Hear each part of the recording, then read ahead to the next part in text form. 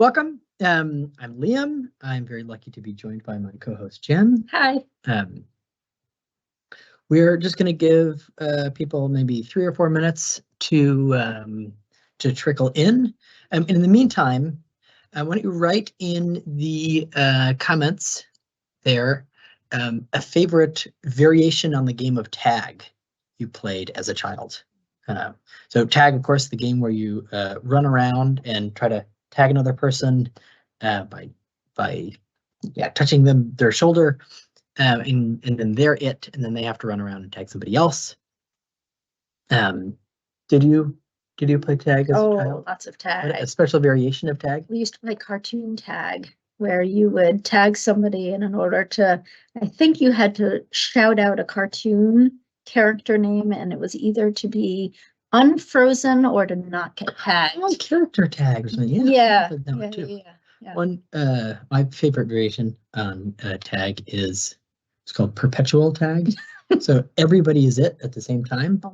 If you get tagged, you have to sit down and then watch the person who tagged you until they get tagged, and then you get to stand up. And then if 2 people tag each other at the same time, you play rock, paper, scissors, and the loser gets tagged. And so it's possible for the game to end, but only after 1 person has tagged and won rock, paper, scissors, right? Against every other single person. Okay, and great. Thanks for the people in the comments who have seen that they can see us and hear us, and the Q&A. I might have said right in the chat, but I think I meant right in the Q&A when I said right. Anyway, welcome if you're just joining us. We're just gonna wait another 1 or 2 minutes before jumping in. We're talking about games of tag or variations of the game of tag. So if there's a version of tag that you remember fondly from your childhood, you can share it in the Q&A there. Oh, Keisha says space tag. How do you play space? What are the rules to space tag? So somebody anonymous here says that their 4-year-old came home with a game called hot dog tag. When you're tagged, you lay on the ground and say, I need hot dog buns. I need hot dog buns. Once 2 children lay on each side of you, you can all get up again. Okay, that's a very cute and fun variation. Flag football, cops and robbers. That's a variation. Duck, duck, goose. Classic freeze tag. Yep, that's a really good one. Yeah. Okay, let's give it maybe 1 more minute. This is, of course, the second time we're doing this session. We did it for a different time zone a little earlier. Blob tag. Yeah, totally. Blob tag. What's blob tag? For us, it was someone tags you, but then you get stuck to people, so it ends up being like mounds of people stuck together. And the whole group has to go around and tag more people. Exactly. It kind of gets harder, right? It gets harder as you play. Song tag, slow motion tag, nice. Jump over tag. If you got tagged, then you had to sit down and cover your head with your arms, just in case, and then you were free again when someone jumped over you. Okay, now I get putting your hands over your head. Cool. Okay. Thanks for all of the fun variations on tag. Turtle tag. Here's the last one. We were tagged. You had to make yourself a turtle so someone could crawl under you. Okay, just kind of like the last one, but under instead of over. Welcome if you're just joining us. My name is Liam, and I'm very happy to be joined today by my friend Jen from Project Zero. Hello. And let's jump in. So I think I shared this already. My name is Liam. I grew up with lots of play and interest-based learning, and then made a career out of it. I worked at a children's library for quite a while. And I often say play and interest-based learning, because if you think of a child who goes and picks a book and sits it and reads it, it maybe doesn't look like play, but it's still interest-based. It's still much like other forms of play. It comes from, or is motivated by, an inherent motivation on the child's part. I worked at a kindergarten for a while in Norway. I'm half US American, half Norwegian, so moved back and forth across the border a couple of times. Then I founded an agile learning center called Indoor that was in North Carolina. So this was a center that met 3 days a week for full days. And we readapted tools from agile management to support young people's interest-directed projects and learning. So this is high school age kids that weren't in high school for lots of different reasons. So you can see us slacklining, gardening. I worked at the Lego Foundation for a number of years, and there I worked as a designer of play and interest-based activities and materials for a lot of the different partners that we had around the world. And then I also work as a freelancer at the Nilsen Museum doing the same thing. So there you can see a marble run system that I developed for a play festival on the beach, and another system for doing light and shadow play using solar powered lights. Now I work at a research lab called JoyLabz, where we, again, develop tools for creative and interest play-based learning, but with a specific kind of lens of helping people see the world and all of the materials in the world as things that you can construct with. So if you look at this painting, and this is a painting made for my friend and colleague Jay Silver's PhD thesis. It's a person looking out at the world and seeing the world as being filled with, like I said, things that you can make things with, and things that you can play with, and things that you can make art with. So you can see some crayons there, and musical instruments, and wires. So we make tools for creative play. Here's somebody making a circuit that includes some mushrooms. Actually, the thing that we're most well known for is called Makey Makey, which you might have heard about.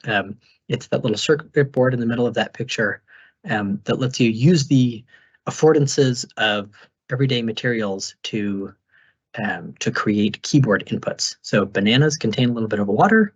That means they conduct electricity, and that means that you can hook them up to your computer and use them as keyboard inputs with the right tool, of course. My colleague, Will McFarlane at JoyLabz, made this tool that we're going to play with today called Tiles. And I'm not going to talk about it too much because we just should jump in and play with it. But first, we have got to divide ourselves into two groups because there's not enough space for everybody in the same tile room. So I'm going to send a link now, or two links in the chat, and we're going to divide ourselves up by birthday. So if you are born in the first half of the year, you'll click on the first link. And if you're born in the second half of the year, we'll click on the second link. And then if we're equally distributed, if our birthdays are equally distributed, we should be about divided into two groups. So just click on that link, and you can leave teams running in the background. You don't have to look at the screen or look at Jen and I and the slides. So just keep teams running in the background so you can still hear our voices, and then focus in on this tiles, this interface of these tiles. Okay, I can see some movement already. So you're figuring out that you can click and drag and move around these tiles. That's good. If you haven't already, try clicking and dragging a little, seeing how the materials work.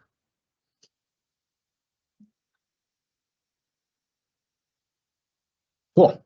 Okay, so these rooms are a little messy. So let's start by just cleaning up. Let's move all of the tiles to the edges of the screen. I'll join in for some of this. We need to have a nice big open space in the middle of the room. Watching the evolution. Yeah, it's kind of fun seeing all this movement, right? Yeah, knowing that behind each of those movements is a person. Yeah, totally. Okay, so let's keep. Oh, and I should say this now. There's a little bit of a time delay, so the things happening both in the Q&A and in the tiles are live, but then you'll see and hear us with about a 20 to 30 second delay. So just bear that in mind as we're playing with this. Cool. All right, now that we've kind of cleaned up, let's do a little check-in. Let's check in maybe on energy level. So grab a tile. Everybody grab one tile that represents you. And if your tile is kind of glitchy and jumping between two spots, that means two people have clicked it at the same time. So if that happens, just release it and pick a new tile. So everybody pick one tile that'll kind of represent you and bring it out into the middle. And then we're gonna try to graph some data on the energy of the group. So if you're feeling really energetic, move your tile up to the top, up towards the top. And if you're kind of tired, kind of pooped, put your tile kind of down. Or let's say that the bottom is like you're asleep. So maybe not all the way to the bottom, but like towards the bottom if you're pretty tired. Around the middle, maybe if you're neutral. Cool. All right, I'm seeing some tiles move around there. Very cool. Cool. Okay, now keep your tile where it is. And staying where you are on the y-axis, so the up and down axis. Stay where you are on the up and down y-axis and move your tile on the x-axis, so right to left, to show what time it is where you are. So let's pretend that all the way to the left is like 1 a.m. in the morning, and then all the way to the right is midnight. And then let's say the middle is noon. So staying where you are energy level wise on the up and down, move to the left or right to show what time it is.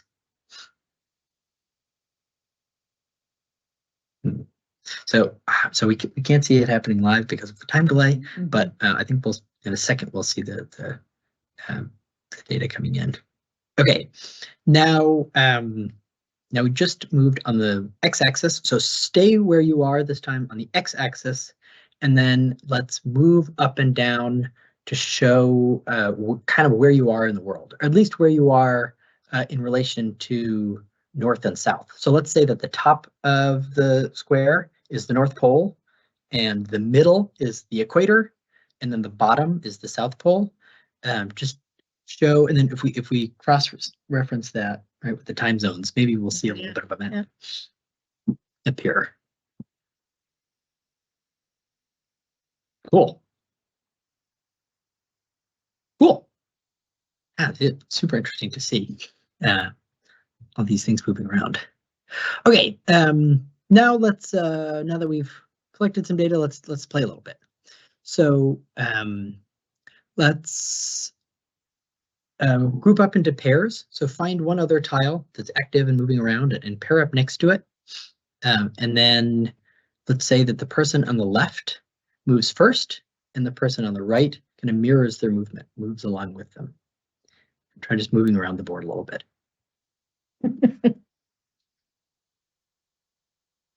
Oh, do you have your computer? Because you could do it. Oh, I could go grab it. But. Okay, cool. Now let's switch. So now it's the tile on the right that decides where you go, and the tile on the left will follow. I feel like I'm watching a live video game. Right, yeah. Yeah, or like just a really abstract aerial view of like kids playing or something. Like old Pong version 4.0. Yeah, totally. Okay, now let's try something else. Let's try drawing some shapes. Let's try to draw a square together.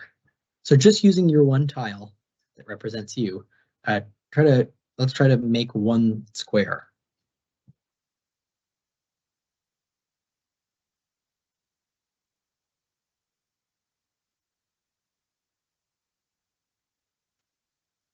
Now here's where the time delay, makes it kind of tricky. Yeah.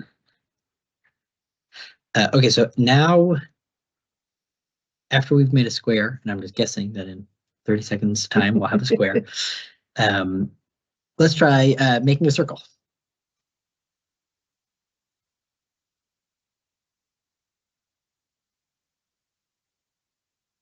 Oh, now the square is coming in. Yeah. That's really cool to see. Oh, we have that one's solid. Yeah, It's an yeah, outline. oh, that's very cool. Yeah, Yeah. so in the two rooms, we're sitting here and watching them both. One of them made a square that's hollow, and the other one made a solid cube. So it's really cool to see the differences. Okay, now that we've made a circle, let's see if we can get the circle to spin.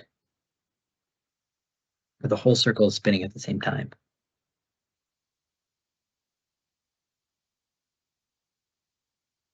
Mm.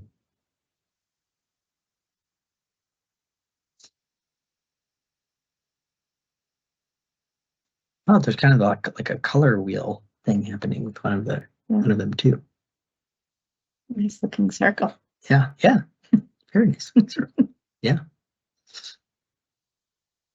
Oh, now I'm starting to see it spin. Yep. Yeah. Counterclockwise. Which is interesting. Ooh, oh no, actually it looks like okay, so again, we're looking at both of the rooms and they're spinning in opposite directions. This is really fun. Yeah. That's really cool. Okay, cool. Okay, now that we're these kind of spinning planets, let's flatten out now into a line. So still sticking with just your one tile that represents you, let's make a line in the middle of the board. And then what should we do with the line? We have everybody on the middle of the line. Snake? Just like the wave. That might be hard. Yeah. No, let's try that. Okay, so once we have a they're up for the line, challenge. everybody on the left, or starting maybe on the left, the leftmost tile, move up and then down a little bit, and then the next one moves up and down a little bit, and see if we can make a wave that goes up and down the line.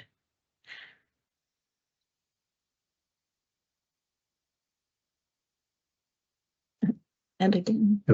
Oh, cool. And now again, we're seeing a different, so one room decided to make a line that is horizontal, and the other group made a line that is vertical. It's just really cool, yeah, seeing the different interpretations.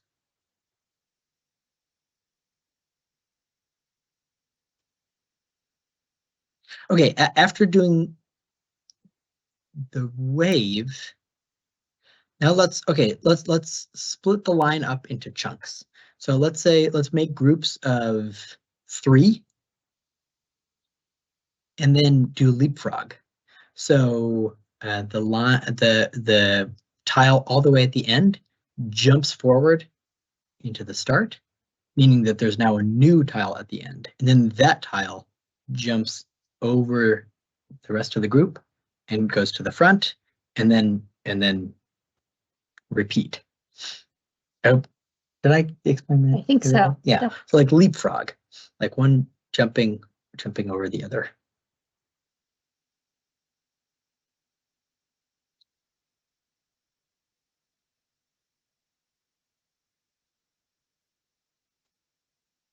Oh, and so are any of the leapfrog maybe? Do they start at one particular end? I guess they gotta figure that. That's a good question. We could say if it's tricky, you could say start at the left, so the left jumps over to the right. But those would be interesting to see them turn and move in different ways too. Yeah. Okay, now let's try something else. So put your tile back to the edge, and you can forget about that tile for a little while, because now all of the tiles are available to you. Let's see if we can make a rainbow.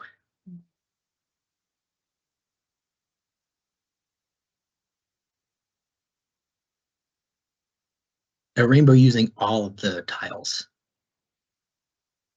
That'll be interesting to see. Do you, Jen, do you know the mnemonic for remembering the colors of the rainbow? So Roy G. Biv? Yeah. Is it the same everywhere? It can't be, right? Like in different languages? Yeah. Probably not. No. Yeah. So what, Roy G. Biv, it's orange, yellow, green, blue, indigo, violet? Yeah, except when we were growing up, we would never say indigo. I don't know why. Yeah. No. So it's just Biv, like Roy G. Biv, BV. Yeah. Okay. Oh, now we're starting to see the rainbow appear. Yeah. But is there one in Norwegian or Danish? Good question. I don't know. Well, I didn't go to school in any of those countries, so I'm not sure. There might be. Yeah.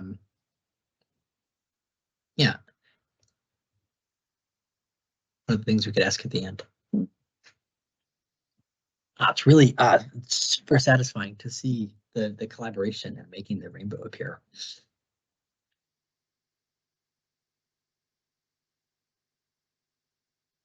It's also interesting to see where you've got like the pink color and some people are navigating colors that aren't in the traditional. Right.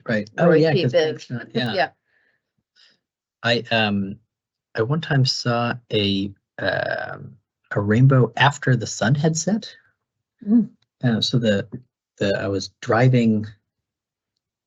I guess I must have been driving east in the sun, so the sun had set in the west behind me, but there was still sunlight in the sky above me. So the clouds were like emanating these beautiful, red, orange, pink colors, and then it started raining, and a rainbow appeared. So the rainbow didn't go very far down, right?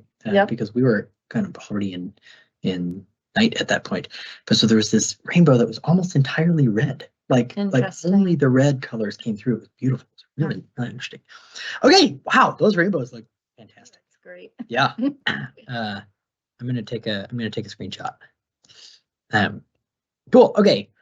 Now that we made a rainbow, let's clean it up. So let's move all the tiles to the side again, so we can have a nice clean room to start from.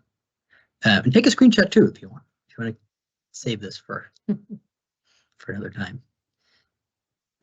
So let's clean up. It'll take a second to do that.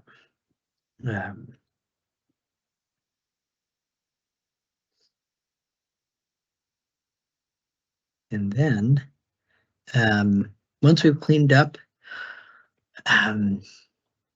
let's try grouping up to make a new color. So once we've totally cleaned up the floor, pick one tile that represents you again. Maybe pick your favorite color or the color that resonates with you most, and then pair up with one more and overlap so that you make a new color. Then see if you can move around without breaking contact.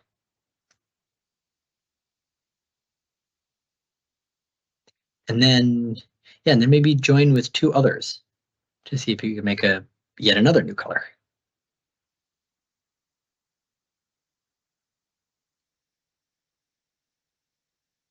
And then join everybody into the middle. So we have everybody, but don't release your mouse. So if you should keep your finger down on the mouse, because if you release it, then you'll lose your tile and have to go get a new one. Okay, so once they're all in the middle, let's do a reenactment of the Big Bang. So on go. So wait, so 1, 2, 3, go.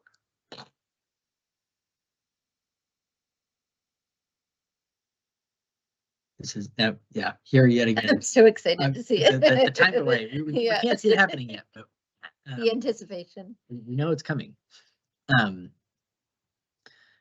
Now let's try. Maybe we can. Let's try one last game. So after we've done the Big Bang, pick with your eyes. So while you still got your one tile that represents you, with your eyes, pick one other tile. Well, actually, so we should start by so stop moving, but keep control of your little tile. Pick with your eyes one other tile, and then when I say go, you're going to slowly move towards that tile. Okay, so I'm guessing everybody's picked one, so we'll say 1, 2, 3, go.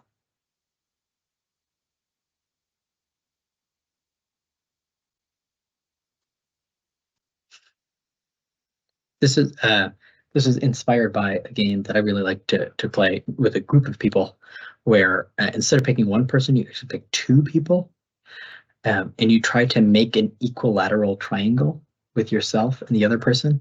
But it's tricky because they're doing the same thing with two other people at the same time. So everybody's just like running around trying to maintain this triangle, and everybody else is running around. It's kind of an interesting game to see an emergent pattern.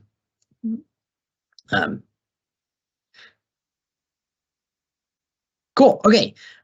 Let's jump back to the chat or to the Q&A, and let's try to think of what else could we play with using these tiles.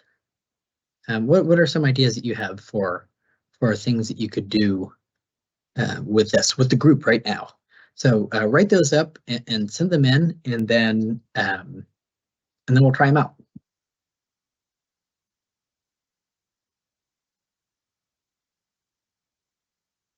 Oh, sorry, R. I see somebody kept moving your tiles. Sorry about that.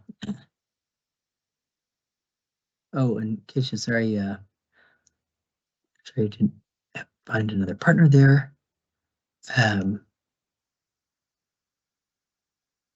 Zelma Samuels asks, I like the game. What is the end of it, and how will it benefit a student? I think that's a really good question. Well, why don't we save that to the end after we've played with some new ideas, and then we'll reflect on that. But that's a good question. Let's see. R says Simon Says and Connect 4. Ooh, Connect 4. Yeah, you could definitely play. You could definitely play some kind of board games with this. Language acquisition prepositions. Okay, that's interesting. What are some things that we could do right now, all of us? Like just Maria says, how can we use this to talk about inclusion? That's a really interesting question. Let's try some for right now, some simpler ideas for something that we can just try out right now.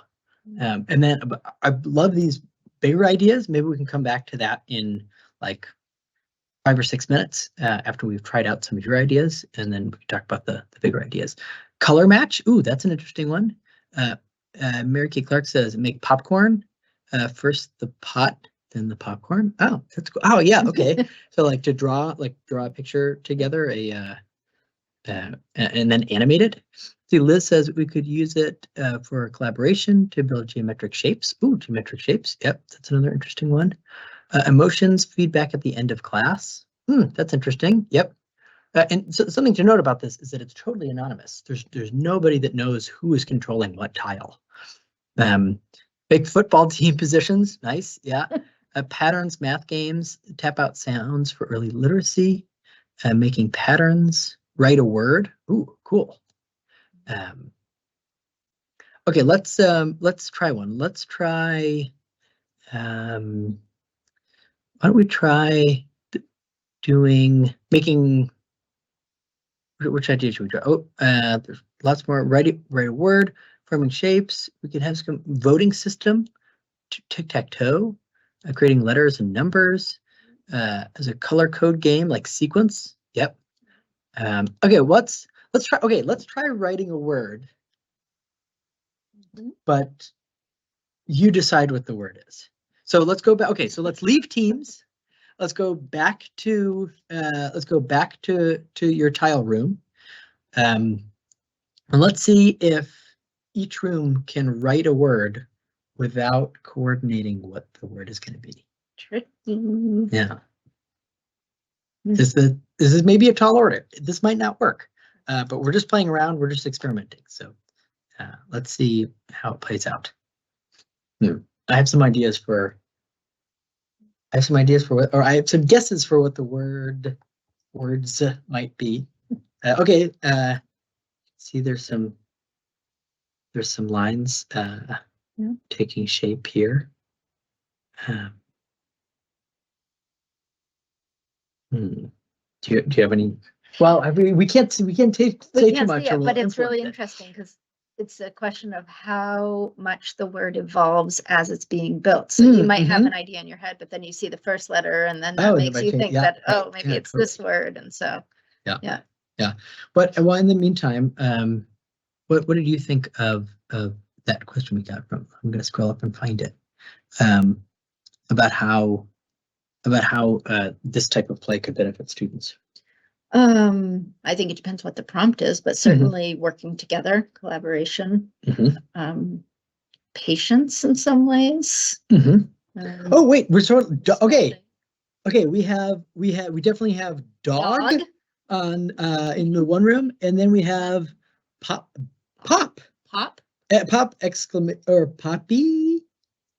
exclamation point. Okay, pop, cool. That is awesome. Cool. Bop. It's. I think so. It seems like there's maybe two camps. One person's trying to make bop. Now it's back and to another pop. Now we're back to pop. Yeah. Cool. Which maybe some of you know, maybe some of you don't know. Jen's project is called Pop, Pedagogy of Play. So thank you. Yeah. Very appropriate. Okay, cool. Let's go back to teams now. Let's leave the tile room for one last time and come back to teams. And now I'm just curious to hear how did that feel? And did it feel like play? Did it feel like frivolous play? Did it feel like learning rich play? I think to the question earlier, I wouldn't see a tool like this being necessarily great for for academics like literacy and math, but definitely for studying things like emergence and complexity, and kind of spontaneity, and as a context for creativity, right? Once you kind of have explored the affordances of something like this, you can then use it to invent totally new games, right? Which is I think that type of creativity is really interesting, right? It's not creative problem solving, it's open-ended generative creativity, right? Which is how new ideas for the world often appear, right? Necessity is sometimes the mother of invention, but sometimes it isn't, right? Sometimes new ideas just come straight out of from wonder. Angie says it feels like pleasure-driven learning. That's really nice to hear. Liz says, I thought it was fun and it sparked some great ideas. Cool. That's nice to hear. It felt like play. I see it as problem solving and taking time to find your role in the group. There's definitely some communication parts of this, right? And sometimes frustration, especially so. Stop moving my tile. Right, stop moving my tile. Exactly, right? I'm trying to write the word bop, and somebody else is trying to write pop. And how can I it's communicate, right, without being able to talk to each other, right? You have just the most minimal chances to communicate, but you still can communicate. I mean, look, okay, now we have hi, dog, and cat. Yep. Cool. It feels like giving input, but also compromising. Okay. That's a great one. Yeah, and I think that's what I was negotiating, compromising, pivoting. Not being so set on the tile that you picked and saying, "Oh, I'll pick a new one." Yep. Let's see. Mary Kay says literacy and math for sure, depending on the objective. Definitely. I'm curious what objectives you have in mind. Frustrated when other took my purple tile, then I decided to change color and became a bit naughty and inviting other tile to dance with my yellow tile. Social and emotional learning for sure. Teamwork, leadership, cooperation, paying attention to others. Yep, definitely. And then which relates a lot to playing. Somebody else says, let's see. Maria Paula says it's part of how we can work as a team without conventional communication. Definitely. Yep. I wish we had a tool like this back when we were doing a lot more Zoom teaching, right? Depending on what the point is, at a time I found it boring for a bit. Playful depends on the person. Yep. I think I totally agree with that. And this was the constraints for today were really tricky, right?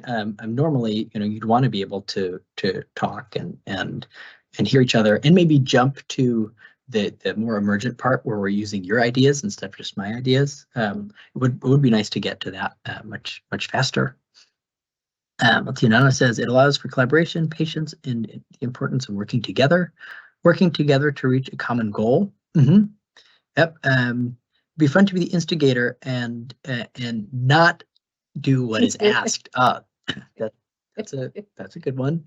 Let's see. One of the things that I kind of was thinking about is how this, even though this is on a computer, it doesn't really feel like a classical computer game, right? Like there's no points. Yeah. There is a goal, but it's a goal that you're just hearing from a real person, right? Not from like another video game character. Yeah, I'm curious if anybody else felt that. I also wanted to say that this tool is just totally free and open to use. And if you would like to use it with a group, with a class, with anything like that, you can just use that very same link. But if you just go to playground.joylabz.com/tiles, it'll auto-generate a new room for you. So every time you end that URL just with the word tiles, it auto-generates a totally new room, and then you can copy and paste that link and share it with your class or the people that you want to share it with. If you share the links that we've been using today, those rooms will stay open for till the end of time. But everybody that's been in the workshop today will have access to them. So today it looks like this, but you might show up and somebody's drawn something totally new. So that's just something to keep in mind. Yeah. Let's see. Jen says it felt fun and interesting to observe other tiles too. Would love to do this at a staff meeting. Yeah, totally. Let's see. Mita says to learn fractions, numbers, colors, patterns, symmetry, shapes, and designs to create their own games. Group cohesion, interesting dynamic for sure. Anchi says, I think I can use it. However, it needs some preparation time for sure. Definitely. Yeah, it's not, it's so plain, right? That you kind of need to use it some different ways. Juana says more like a video game. That's interesting. Maria says, is this a tool/resource we will have access to take back to our work? Yes. Yes. Then I guess that one probably came before we're shared that. Okay. Now our session is over. If you want to take a screenshot of this window right here, then you'll be able to use this in the future. I'll also post it on my Twitter, where you can find me at Nilsen Museum. And then I just want to say thanks so much for everybody that came. And now it is time to jump back to the main room, to which you can find the link back in your program. So thanks so much, and have a good one. Bye, everyone.